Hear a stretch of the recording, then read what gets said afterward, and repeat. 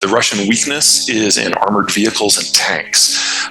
There's this weird little disconnect going. A lot of folks are making fun of the Russians for bringing all these T-62s, tanks that are 50 years old, out of service. The thing is, the T-62s are so old, they don't have optics. So basically, you take an old tank, you change out all the tubing, you put the equivalent of a military-grade GoPro on the front of it, and you send it to the front. The T-70s, the T-80s, and the T-90s all have optics that have degraded.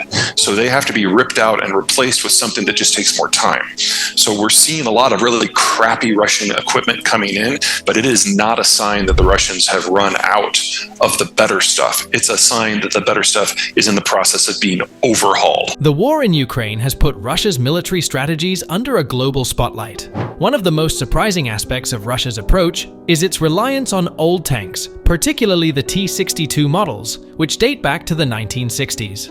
On the surface, it may seem like a desperate move by a country running out of modern equipment. However, there is more to this strategy than meets the eye. That's the latest message from geopolitical expert and strategist Peter Zyyhan. Russia's use of outdated T-62 tanks has led many to mock the nation's military strength. After all, these tanks are over 50 years old and seem out of place in the high-tech age of warfare. However, the Russians aren't using these tanks in their original, outdated form. Instead, they are upgrading them with modern optics and technology. This process involves replacing old, degraded optics with newer, simpler systems, often likened to the military equivalent of a GoPro camera. By doing this, Russia can quickly return these tanks to the battlefield, without waiting for the overhaul of more advanced models like the T-80 or T-90. In an in-depth analysis, geopolitical expert Peter Zyyhan discusses how Russia's military strategy of using old tanks might give it a huge advantage in the Russo-Ukrainian war. Make sure to stick around until the end of the video, when we'll break down Peter's analysis and share our thoughts on whether using older tanks is a genius move. Also guys, only a small percentage of my viewers are subscribed. If you enjoy economics, geopolitics, and history, consider subscribing. It's free, and you can always change your mind. Now let's jump in with this analysis with Peter Zyyhan. I would expect over the next 2 years for the quality of Russian armor to steadily increase as they bring those production lines online, and the Chinese are very, very important for that. On the Western side, since the United States doesn't train for artillery wars, we're in many ways building up our artillery capacity for the first time since Vietnam. And so it's basically coming up from scratch. Now, the Europeans, whose militaries are not as advanced overall as the Americans, are finding this to be a little bit easier, but none of the European countries are as large or can flood as much capital into their industrial complex as the United States can. So it's starting from what I would say is a higher base, but the pace of increase is going to be much slower. The Russians send a flotilla to Cuba every couple of years as part of a show the flag, prove that they still have a navy, but keeping this in mind, that flotilla has no logistical tail and no regional support. It is purely a flag-waving operation. And if we ever were to get into the position where the Americans and the Russians were actually shooting live shots at one another, that entire fleet would be sunk in a matter of probably less than an hour. Also, if you think back, I think it's been about 15 years now, they had a flotilla that came once and one of the ships broke down. And so basically had to hang out in Havana for 3 months while it could get repaired. I don't see this as a security issue. Russians have a very searing memory of that. They basically tried to achieve strategic parity with the United States on the cheap, and in doing so triggered such a massive international humiliation that it caused a coup in Moscow. As Putin is the heir to the successors of that coup, he is in no interest in triggering that sort of risk. As a rule, 75 to 80% of the aid so far is stuff that's been stored in warehouses. Only about 10% of it is actually financial aid, and then the rest is ammo. So the fiscal haul for the United States of this conflict so far has actually been very, very low. Polling is inconsistent because Americans are inconsistent. We really have a hard time focusing on more than one thing at a time, and at the moment, Gaza is attracting a lot of attention. Most polls for the last 2 years have shown a steady support for the war in excess of 2/3 of the population. Most of them are 3/4 or more. The challenge is it's an election year, and there's a very vocal minority who basically believe whatever they're told and are insisting that people lie to them. And so the Russians love that. That faction, how well they do in these upcoming elections, I mean, that's going to determine a lot. Donald Trump has done a series of things, and the constellation of forces against him has really firmed up in the last couple of months. So we're probably going to see a significant defeat for that faction, but it's not going to wipe them out. Beyond that, I'd say the biggest weakness of the Biden administration on this topic is it really hasn't sat down and done a State of the Union type address from the White House about what's going on and why. That's something that has kind of been common for all administrations predating Trump and Obama. Whenever there was a new military conflict, explain it to the American people what's at stake and why we need to be involved. It still hasn't happened. And until that does, I would not consider American political support at the voter level to be particularly sticky. One key difference between the US and Russia in this conflict is their approach to artillery. The US military is not designed to engage in the kind of artillery-heavy warfare that Russia is conducting in Ukraine. The US has had to rebuild its artillery capabilities from scratch, a process that has not been a focus since the Vietnam War. European allies face similar challenges, though they started from a slightly better position. However, none of these countries can match Russia's production scale, given its Soviet-era stockpiles. Beyond the battlefield, both Russia and Ukraine are facing huge challenges. Public support for Ukraine remains strong in the US, but is not guaranteed to last, especially as other global issues capture attention. The US government has been criticized for not communicating the stakes of the conflict to the American public, which could impact long-term support for Ukraine. Meanwhile, both Russia and Ukraine are suffering heavy casualties. Russia's population is declining, and this war may be its last chance to assert itself as a major power. However, even if Ukraine wins, its population will also be dwindling.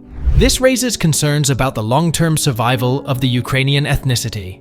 Let's get back to Peter Zyyhan as he discusses this further. Any battle in which the Ukrainians don't inflict at least a 6-to-1 casualty ratio on the Russians, from a demographic point of view, is a battle the Ukrainians have won. And so the Western weapons and Western intel are in many ways force multipliers. And as we saw in the second battle of Kharkiv that was just concluded, the Russians suffered 8-to-1 casualty ratios. So, these numbers are possible, but they require a little bit of luck and a lot of planning, a lot of really good training, and hopefully soon some air support with the F-16s and the Mirage is coming in. But this war is nowhere near over. It is nowhere near settled. It is nowhere near to the point that anyone who is confident in their numbers can actually call how it's going to go. The other side of the demographic equation is that the Russians are dying, and this is their last military conflict. But the Ukrainians are dying too. So the Russians feel they have to fight to the end to have a chance to survive in the midterm, and they're right. But even if Ukraine wins this war, the Ukrainian ethnicity disappears from the world in the next 50 years. We're in a situation where both sides are fighting for time. Well, just because he's posturing doesn't mean it's not true. The Ukrainian industrial plant is limited. What they've done with drones is revolutionary and impressive, and it's insufficient to the challenge before them.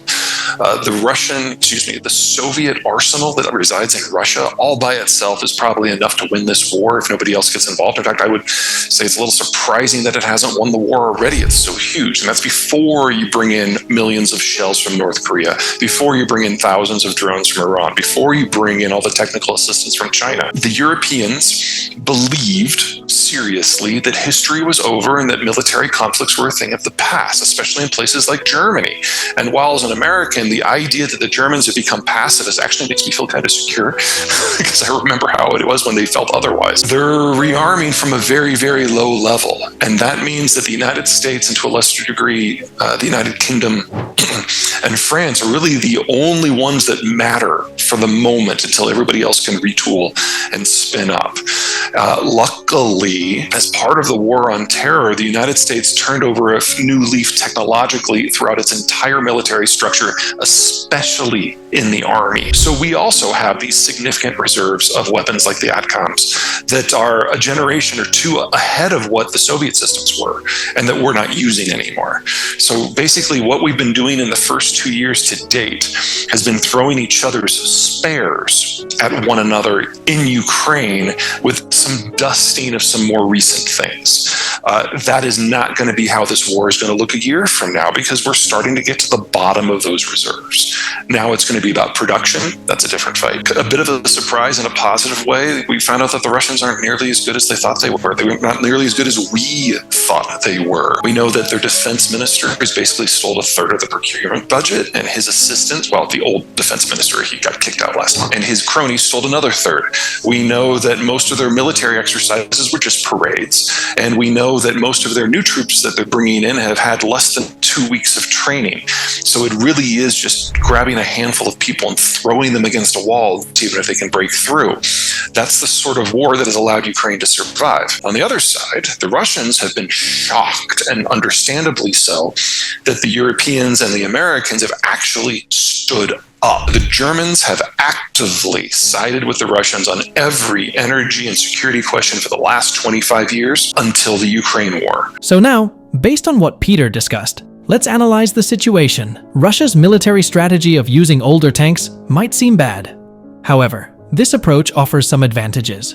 By refurbishing and deploying older models, Russia is not only extending the lifespan of its existing arsenal, but also buying time for more advanced equipment to be upgraded and deployed. The key idea is that the country is leveraging sheer numbers and the ability to rapidly deploy these older tanks to maintain a presence on the battlefield. Modern warfare is only sometimes about having the best technology. It's also about who can sustain their efforts the longest. Russia's reliance on old tanks may seem like a sign of weakness, but in the context of their broader strategy, it's a calculated move designed to keep their military machine running. We think it might give them an advantage if properly planned.